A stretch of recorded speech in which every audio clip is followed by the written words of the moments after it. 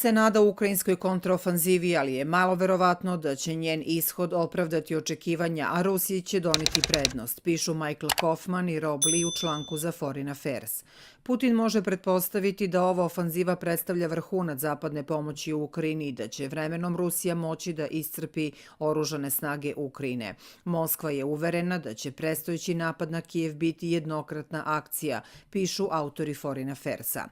Autori članka upozoravaju da se zvaničnici različitih zemalja koji veruju da će sledeći paket vojne pomoći kijevskim vlastima promeniti tok rata stalno razočaravaju. Vreme je da Zapad počne aktivnije da planira budućnost Ukrajine, ne fokusirajući se samo na najavljenu kontraofanzivu.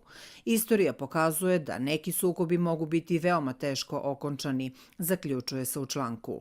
Zapadni političari stalno govore da Ukrajina mora pobediti Rusiju na bojnom polju i sve više upumpavaju oružje u kijevske